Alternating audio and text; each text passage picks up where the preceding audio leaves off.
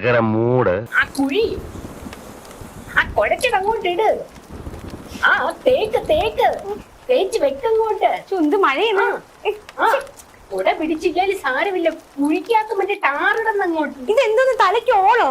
ഈ മഴയത്താണോ റോഡിൽ ടാറിട്ടോണ്ടിരിക്കുന്നത്? എന്ത് കഷ്ടം, മഴ ഇങ്ങനെ പെയ്തിട്ടിങ്ങനെ.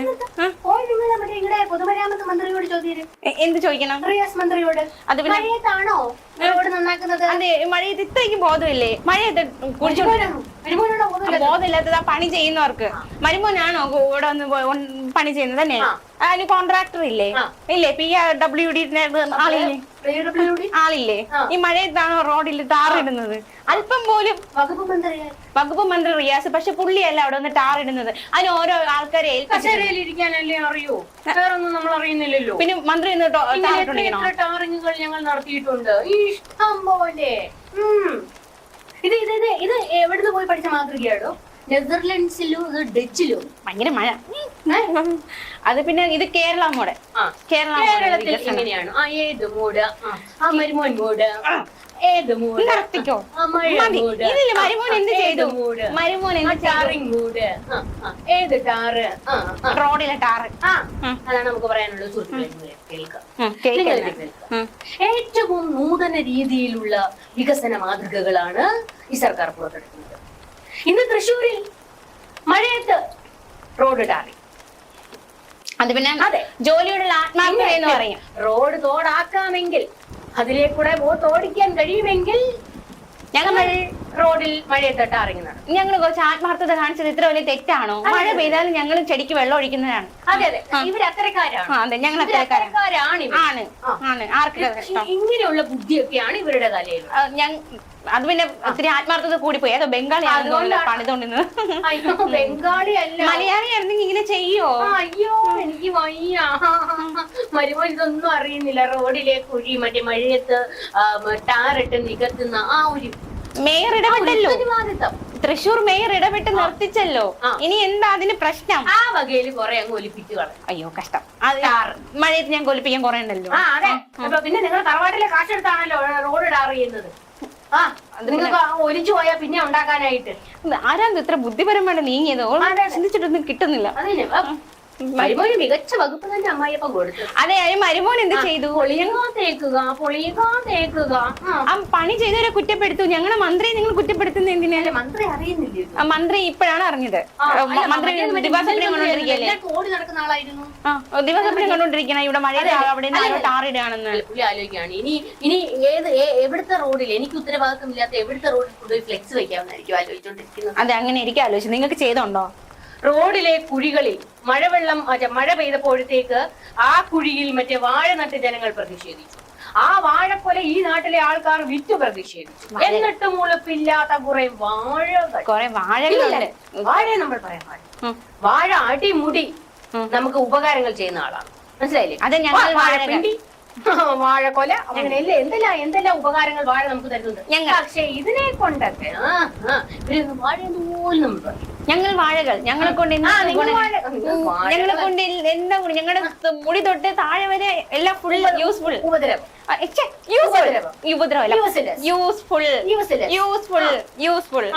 അതുകൊണ്ടാണ് മറ്റേ മഴയത്ത് റോഡിൽ ടാറില്ല. അത് പിന്നെ ഒരു അബദ്ധം പറ്റിപ്പോയതാ. അത് മേയർ ഇടപെട്ട്. മലയാളിയല്ലേ, ഏതോ ബംഗാളിയാണെന്ന് തോന്നുന്നു. വേനൽ ഇത്രയും നാൾ ഇവിടെ വേനലുണ്ടായിട്ട് റോഡിലെ കുഴിനകത്തണ്ട, ടാറ് വിടണ്ട, അല്ലേ തന്നെ മറ്റേ ടാറെന്ന് പറഞ്ഞുകൊണ്ട് മണ്ണാണ് അതിനകത്ത് മുഴുവനുള്ളത്. ഇട്ട 2 ദിവസം പോലും നിക്കത്തില്ല, വീണ്ടും കുഴിയാകും. ഞങ്ങൾ ഹൈടെക് റോഡാണ്. എന്നിട്ടാണ് ഇവിടെ മഴയത്ത് പോയിട്ട് റോഡ് ഉണ്ടാക്കുന്നത്. നാട്ടുകാര് അടിച്ചോടിച്ചു. അയ്യോ അവന്റെയൊക്കെ ഒരു മനസ്സ് കണ്ടോ, നിർത്തി പോടാന്നാണ് നാട്ടുകാർ പറഞ്ഞത്. ഏത് നാട്ടുകാര് പറഞ്ഞു? തൃശ്ശൂരിലെ ഞങ്ങൾ ഹൈടെക് റോഡാണ്. ഇവിടെ കേരളത്തിലെ റോഡുകൾ എന്ത് മാറ്റമാണ് മാറിയിരിക്കുന്നത്. ഞങ്ങൾ അടുത്തുണ്ടായിരുന്നത് റബ്ബർ ബന്ദ് റോഡ് കൊണ്ടുവരും. ഇങ്ങനെ നടക്കുമ്പോ ചാടി പോകണം. അതല്ലേ തന്നെ കുഴിയിൽ വീണ് നമ്മൾ ചാടുന്നുണ്ട് ആവശ്യത്തിലധികം. ഇനി വേണ്ട, ബൗൺസിംഗ് റോഡാണ് ഇവിടെ ഉള്ളത് മുഴുവൻ. ഈ വികസന വിരോധികൾ ഇവിടെ മറ്റേ അതെങ്ങനെയാ റോഡിന്റെ കാര്യം എന്തെങ്കിലും പറഞ്ഞു കഴിഞ്ഞാൽ മരുമോൻ അപ്പ തുടങ്ങും. ഇതെല്ലാം ഈ കുഴികളെല്ലാം കേന്ദ്ര കുഴികളാണ്. കേരളത്തിന്റെ കുഴികൾ ഇവിടെ ഇല്ലെന്ന്. അതെ, കേന്ദ്രത്തിന്റെ കുഴി എണ്ണി നടക്കലാണ് മരുമോന്റെ. അതെ, കേന്ദ്രമാണ് പെരിശായി. അതെ. എന്നിട്ട് ദേശീയപാത മറ്റേ പൊളിഞ്ഞപ്പോഴത്തേക്ക് ഞങ്ങളുടെ വികസനം, പൊളിഞ്ഞപ്പോഴത്തേക്ക് കേന്ദ്രത്തേക്ക്. എന്താ ഈ ഒരു പ്രത്യേകതരം ജീവിതമാണല്ലോ നിങ്ങളുടേത്. അത് കേന്ദ്ര ഫണ്ട് ആയിരുന്നില്ല. നിങ്ങൾ വേറെ സത്യം പറഞ്ഞായിരുന്നു, നിങ്ങൾക്ക് ഈ പ്രവചനങ്ങളിലൊക്കെ വിശ്വാസം ഉണ്ടാവും. 2021 ലോകം മുഴുവൻ കമ്മ്യൂണിസം ആകുമെന്നാണ് ബാബ വാങ്ക പ്രവചിച്ചിരിക്കുന്നത്. അപ്പോഴേക്ക് നാളെ തുടങ്ങും. അത് വേറെ കാര്യം. എന്റെ കുട്ടികളുണ്ടാവും. തന്റെ കുട്ടികൾ ഇതിനു വേണ്ടി എത്ര കുട്ടികളും ഞാൻ തയ്യാറാണ്. ലോകം മുഴുവൻ കമ്മ്യൂണിസ്റ്റുകാരുണ്ടാവട്ടെ. VS-ലൂടെ അവസാനിച്ചു എന്ന് പറഞ്ഞത് ഞങ്ങളുടെ തലമുറ കൊണ്ടുവരും. പുതുപ്പള്ളി എന്താ കുടുംബ മണ്ഡലമാണോ? ഉമ്മൻചാണ്ടി മരിച്ചു കഴിഞ്ഞാൽ അവിടെ ചാണ്ടി ഉമ്മനെ നിർത്താൻ? അതെ, ആണോ കുടുംബ മണ്ഡലം? ഇനി ചാണ്ടി ഉമ്മൻ കഴിയുമ്പോൾ ചാണ്ടി ഉമ്മന്റെ മകനെ നിർത്തുമോ? മകനായി കഴിഞ്ഞാൽ മകനെ നിർത്തും. അല്ലെങ്കിൽ കോൺഗ്രസ് പണ്ട് ഈ കേരളത്തിൽ സഹതാപ തരംഗം ഉണ്ടാക്കാനാണ് കോൺഗ്രസ് ശ്രമിക്കുന്നത്. അതെ അതെ അതെ. മറ്റേ പുതുപ്പള്ളി പള്ളിയിലെ കർത്താവിനേക്കാൾ മറ്റേ ശക്തനാണ് ഉമ്മൻചാണ്ടി എന്നും, അവിടുത്തെ കല്ലറയിലേക്ക് കല്ലറ അവിടേക്ക് ജനങ്ങൾ ഒഴുകിക്കൊണ്ടിരിക്കുകയാണെന്നും, അതൊരു ആശ്രമ കേന്ദ്രമായിക്കൊണ്ടിരിക്കുകയാണെന്നും, അവിടുത്തെ മെഴുകുതിരികൾ കത്തിജ്വലിച്ച് ജനങ്ങൾക്ക് വേണ്ടി എന്തൊക്കെ ഞങ്ങളൊന്നും അറിയില്ലേ. അതായത് ചുരുക്കി പറഞ്ഞ ഉമ്മൻചാണ്ടിയെ പുണ്യാളനാക്കി എന്നാണ് ഇവർ വിമർശിച്ചത്. ഈ 2026 തെരഞ്ഞെടുപ്പിൽ നിങ്ങൾ എന്തിനാണോ മറ്റേ VS-ന്റെ കുഴി തോണ്ടാൻ പോകുന്നത്? ഞങ്ങള് കുഴി തോണ്ടില്ല. എങ്ങനെ ഒരു വിഭാഗം നീക്കം തുടങ്ങിയെന്നാണല്ലോ കേൾക്കുന്നത്. ഏത് വിഭാഗം? VS-ന്റെ മകനെ ആലപ്പുഴയിൽ നിർത്താൻ വേണ്ടി. ഞങ്ങൾ അറിഞ്ഞില്ല, ഞങ്ങളെ പാർട്ടി അറിഞ്ഞില്ല. അല്ല, അപ്പൊ ആലപ്പുഴ സീറ്റ് കുടുംബസ്വത്താണോ? ഞങ്ങൾക്ക് അറിഞ്ഞൂടാ. ഞങ്ങളുടെ ക്യാപ്റ്റൻ ഒന്നും അറിഞ്ഞിട്ടില്ല. അല്ല, എന്നിട്ട് നിങ്ങളുടെ ക്യാപ്റ്റൻ അണിഞ്ഞോണ്ടാണ് ഇത് നടക്കുന്നത്. എന്നിട്ട് മറ്റെന്താ ഇപ്പൊ VS-നെ വിശുദ്ധനാക്കുകയാണ്. കുഴിമാടവും ചന്ദനത്തിരിയും പുണ്യ കേന്ദ്രം. അത് പിന്നെ പിതാവിന്റെ പാത പിന്തുടരണമെന്ന് മകൻ തീരുമാനിച്ചാൽ പിന്നെ തീരുമാനിച്ചില്ലല്ലോ. രാഷ്ട്രീയത്തിലേക്ക് ഉണ്ടെന്ന് അദ്ദേഹം പറഞ്ഞായിരുന്നു. ഇല്ലല്ലോ. ചാണ്ടി ഉമ്മനും താല്പര്യമൊന്നും ഇല്ലായിരുന്നല്ലോ. കോൺഗ്രസ് വലിച്ചിറക്കിയതല്ലേ, നിർബന്ധിച്ചു കൊണ്ടുവന്നതല്ലേ. ചാണ്ടി ഉമ്മൻ നിന്നോളാന്ന് പറഞ്ഞതാണ്. അതുപോലെ VS-ന്റെ മകൻ VA അരുൺകുമാർ അങ്ങനെ ആയിരുന്നു. ചിലപ്പോ അങ്ങനെ നിന്നു വരും. നിങ്ങൾക്ക് എന്ത് നഷ്ടം? അങ്ങനെ നിങ്ങൾ സമ്മതിക്കണം. ഇതൊക്കെ എന്ത് സമ്മതിക്കണം? ഞങ്ങള് അമ്മായിയപ്പം കഴിഞ്ഞ മരിമോൻ പിതാവിന്റെ പാത പിന്തുടരണമെന്ന് ഒരു മകൻ വിചാരിച്ചാൽ അത് തടയാൻ രാഷ്ട്രീയത്തിലേക്ക് വന്നായിരുന്നോ? ഇല്ല. പിന്നെ പുള്ളിക്ക് താല്പര്യം ഉണ്ടെങ്കിൽ ഞങ്ങൾ നിർത്തും. സംഭവം അതല്ല. സംഭവം എന്തുവാന്നറിയാമോ? 2026 തെരഞ്ഞെടുപ്പിൽ കാണിക്കാൻ കൊള്ളാവുന്ന ഒരുത്തനും ഇവരുടെ പാർട്ടിയിലില്ല. പിണറായി വിജയൻ. കെപ്പിത്താന്റെ പേരെന്താ ആദ്യം പറയാത്തത്? പെട്ടെന്ന് വായില് വന്നത്. കെപ്പിത്താനെ കാണിച്ച അടി ഉറപ്പാണ്. അതുകൊണ്ട് VS തരംഗം തന്നെ രക്ഷയുണ്ട്. VS-നെ കാണിച്ച് തന്നെ അധികാരം പിടിക്കണം. പക്ഷെ അരുൺകുമാറിനെ നിർത്തുന്നത് എന്തിനാണെന്ന് വെച്ച് കഴിഞ്ഞാൽ ആലപ്പുഴയിലെ CPM-ൽ കൂട്ടയടിയ പെണ്ണ് കേസ്, ലഹരി കേസ് തുടങ്ങിയ എല്ലാ കേസുകളും പിന്നെ SDPI-യുമായിട്ടുള്ള ബന്ധം, ഇതിന്റെ എല്ലാം പേരിൽ പാർട്ടിയിൽ അടി പിടി വെട്ടുകുത്തുകയാണ്. അതുകൊണ്ട് VS-ന്റെ പേര് പറഞ്ഞ് CPM-ലെ ആലപ്പുഴയിലെ CPM-നെ ഒന്നിപ്പിക്കണം. G സുധാകരനും തോമസ് ഐസക്കിനെയൊക്കെ വെട്ടി നിരത്തിയല്ലോ. എല്ലാവരെയും ഒന്നിച്ച് നിർത്തിച്ചിട്ട് തെരഞ്ഞെടുപ്പിൽ ഒരോളം ഉണ്ടാക്കി വീണ്ടും 3-ാം ടൈം വരണം. അതിനും VS വേണം എന്ന് നിങ്ങൾ ഓരോന്നും വിചാരിച്ചെടുക്കാണ്. ഞങ്ങൾ പോലും ചിന്തിക്കാത്ത കാര്യങ്ങൾ, ഞങ്ങളുടെ പാർട്ടി പോലും ചിന്തിക്കാത്ത കാര്യങ്ങൾ ഇതൊക്കെ എവിടെ നിന്ന് വരുന്നുണ്ടോ? ഭാവന അടിപൊളി തന്നെ. തിരക്കഥ എഴുതാൻ ഭാവനയല്ല, അതേക്കുന്നു. അല്ല വിനീഷ് കോടിയേരി വീണ്ടും അച്ഛനെ പറയിപ്പിച്ചിട്ടുണ്ടോ? കോടിയേരി ബാലകൃഷ്ണന് വല്ല കാര്യം ഉണ്ടായിരുന്നു. അതാ പറയുന്നത്, കർമ്മ ഇസ് എ ബൂമറാങ്. പണ്ട് ഞങ്ങളുടെ ബിനീഷ് കോടിയേരിയൊക്കെ കരയിപ്പിച്ചവർ ഇപ്പൊ കരഞ്ഞോണ്ട് നടക്കുന്നുണ്ടല്ലോ. ഏറ്റവും മുന്നിൽ നിന്ന വ്യക്തിയാണ് PK ഫിറോസ്.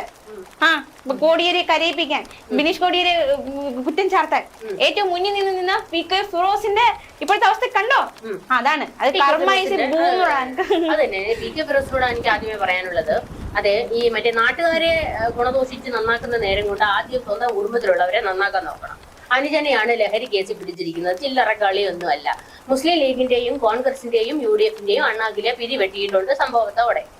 നാണം കെട്ട് നിൽക്കുകയാണ്. അല്ലേലും നാണം കെട്ടവന്മാര് പോട്ടെ, അത് അവിടെ നിൽക്കട്ടെ. എന്നിട്ട് പറയാണ് എന്റെ അനിയൻ വേറെ, എന്റെ അനിയൻ എന്റെ രാഷ്ട്രീയത്തെ വിമർശിക്കാറുണ്ട്, എന്റെ അനിയൻ അത് ചെയ്യാറുണ്ട്, എന്റെ അനിയൻ എന്റെ രാഷ്ട്രീയത്തിന് എതിരാണ്. എങ്കിൽ പിന്നെ കോടിയേരിയും മകനും തമ്മിൽ എന്തെങ്കിലും വ്യത്യാസം ഉണ്ടായിരുന്നു? അച്ഛനും മകനും എന്ന ബന്ധമല്ലേ ഉണ്ടായിരുന്നുള്ളൂ? എന്തിനാണ് വെറുതെ ബിനീഷ് കോടിയേരിന്റെ ആ ഒരു സംഭവത്തിൽ പിടിച്ചിട്ടത്? തിരിച്ചുള്ള എന്റെ 2 വാക്കുകൾക്ക് മറുപടി പറയാമേ. 2 പറയാം. കോടിയേരിയെ പറയിപ്പിച്ചിട്ടുള്ളത് ആരാണെന്ന്? ബിനീഷ് കോടിയേരി അല്ല, PK ഫിറോസ് ആണ് വാർത്താ സമ്മേളനം നടത്താനും ബിനീഷ് കോടിയേരിയെ അപമാനിക്കാനും മുൻപന്തിയിൽ നിന്നത്. കോടിയേരി ബാലകൃഷ്ണൻ ഏറ്റവും കൂടുതൽ പണി കൊടുത്തിട്ടുള്ള 2 ആൺമക്കളാണ്. പെണ്ണ് കേസ് ഉണ്ടാക്കിയത് വേറെ ഏതെങ്കിലും പാർട്ടിക്കാരാണ്? പെണ്ണ് കേസിന്റെ കാര്യം ഇവിടെ ആരും പറഞ്ഞില്ല.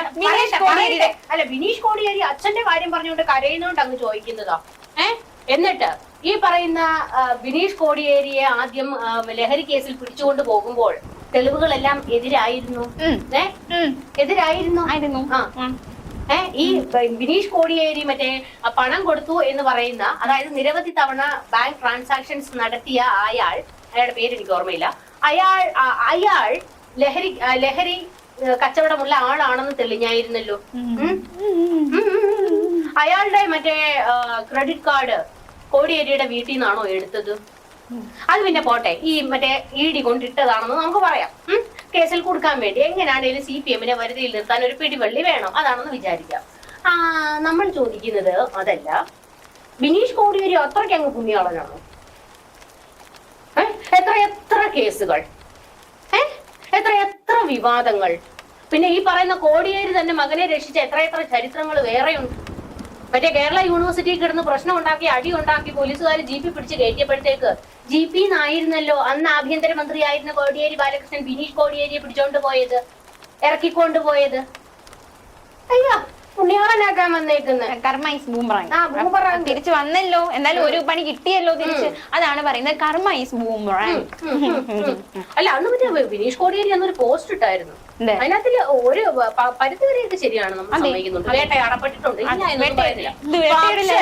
ഈ CPM-കാര് തന്നെ കോടിയേരിക്കിട്ട് പണിഞ്ഞതുപോലെ വേറെ ഏതെങ്കിലും പാർട്ടിക്കാർ കോടിയേരിക്കിട്ട് പണിഞ്ഞിട്ടുണ്ട്? ഇതും കൂടി കൂട്ടിക്കൊഴിക്കണ്ട. എങ്ങനെ കൂട്ടിക്കൊഴിക്കണ്ട? ഇത് വേറെ അത് വേറെ. അതും പോട്ടെ. ഈ പാർട്ടി എന്ന് തള്ളി പറഞ്ഞല്ലോ ബിനീഷ് കോടിയേരിയെ. കോടിയേരിക്കും തള്ളി പറയേണ്ടി വന്നു. അവന്റെ കേസ് അവൻ തന്നെ വാദിച്ചോട്ടെ എന്ന് പറഞ്ഞിട്ടുണ്ടായിരുന്നു. ഓക്കെ, നമ്മൾ സമ്മതിക്കുന്നു. ഈ നട്ടല് നിവർത്തി നിന്ന് പിണറായി വിജയനെതിരെ 2 ചോദ്യം എന്താണ് മറ്റേ ഈ ബിനീഷ് കോടിയേരി ചോദിക്കാത്തത്? വീണ വിജയനെ പാർട്ടി താങ്ങുന്നത് എന്തിനാണ് എന്ന് ചോദിക്കാത്തത് എന്താ? കോടിയേരിയെ തള്ളിപ്പറഞ്ഞ, കോടിയേരിയുടെ കുടുംബത്തെ തള്ളിപ്പറഞ്ഞ, മക്കളെ തള്ളിപ്പറഞ്ഞ നിങ്ങൾ എന്തിനാണ് ഇപ്പോൾ വീണ വിജയനെ താങ്ങുന്നതെന്ന് എന്താണ് ചോദിക്കാത്തത്? പരസ്പരം നടിയുടെ ഞങ്ങൾ തലയിൽ ഓളമില്ലാത്തവരല്ല കേട്ടോ. അന്ന് വിനോദിനി ബാലകൃഷ്ണൻ പറഞ്ഞത് കോടിയേരിക്ക് മറ്റേ മാന്യമായ ഒരു യാത്രയയപ്പ് പോലും കിട്ടിയില്ല. തിരുവനന്തപുരം അദ്ദേഹത്തിന്റെ മണ്ഡലമായിരുന്നു, എന്നിട്ട് അദ്ദേഹത്തിന്റെ പ്രവർത്തന മണ്ഡലമായിരുന്നു. അവിടെ ഒരു അന്ത്യയാത്ര അദ്ദേഹത്തിന് കൊടുത്തില്ല. പാർട്ടി അനീതി കാണിച്ചു എന്ന്. നിങ്ങളുടെ ക്യാപ്റ്റൻ അമേരിക്ക പോണായിരുന്നു. അതുകൊണ്ട് നിങ്ങളുടെ ക്യാപ്റ്റൻ അമേരിക്ക പോടാ ഒന്നേക്കെന്ന്. പിന്നെ നിങ്ങളുടെ ക്യാപ്റ്റൻ അമേരിക്ക പോണ്ടേ? നിങ്ങളുടെ ക്യാപ്റ്റൻ അമേരിക്ക എന്തായാലും കർമ്മ ഈസ് ബൂമറാങ്. അതെ, കർമ്മ ഈസ് ബൂമറാങ്. രാഷ്ട്രീയമാണ്. ഒരു ആയുധം കിട്ടി അങ്ങോട്ടും ഇങ്ങോട്ടും നാറിയ കളിയൊന്നും കളിക്കില്ല. അതാണ് ഞങ്ങളുടെ ശീലം. ഞങ്ങൾക്ക് രാഷ്ട്രീയ ആയുധമായിട്ട് ഉപയോഗിക്കാൻ ഞങ്ങൾക്ക് നന്നായിട്ട് അറിയാം. PK ഫിറോസ് കാരണം കോൺഗ്രസിനാണെങ്കിൽ പിരിവെട്ടി നിൽക്കുകയാണല്ലോ എന്തെന്നൊക്കെ ആയിരുന്നു. മറ്റേ PK ഫിറോസിന്റെ സഹോദരൻ കോടിയേരിക്കെതിരെ മുൻപന്തി നിന്നു. ബിനീഷ് കോടിയേരിക്കെതിരെ മുൻപന്തി നിന്നു PK ഫിറോസ് വാർത്താ സമ്മേളനം നടത്താൻ. അല്ലാതെ ഞാൻ പറഞ്ഞില്ല, ബിനീഷ് കോടിയേരി എന്നെ പറഞ്ഞതാണ്. നമ്മളോട് കുറെ കാര്യങ്ങൾ ചോദിച്ചിട്ടുണ്ട്, മറുപടിയൊക്കെ കിട്ടുമെന്നോ? എനിക്ക് ശക്തി താല്പര്യമില്ല. എനിക്ക് മഴ പെയ്യുമ്പോ 2 റോഡ് ടാറില്ല. കുറച്ച് കൊട തരുമോ? മഴ ഭയങ്കര, അങ്ങോട്ടൊന്ന് പോകാനായിരുന്നു. നാട്ടുകാർ ചോദിക്കുന്നുണ്ട്, പഠിച്ചോനെ നിങ്ങളുടെ കയ്യിൽ നിന്ന് ഞങ്ങളെ രക്ഷിക്കൂന്ന്. നാട്ടുകാർ പറയുന്നുണ്ട്, ദൈവമേ അടുത്ത വർഷം ഇവർ തന്നെ വരണേ. നാട്ടുകാരെ നിങ്ങളുടെ പ്രാർത്ഥന സഫലമാകട്ടെ, ഞങ്ങൾ തന്നെ അടുത്ത വർഷം വരും. മുടിഞ്ഞ് അതിന്റെ കുറേ പേരും ഒലിക്കാട് മൂട്.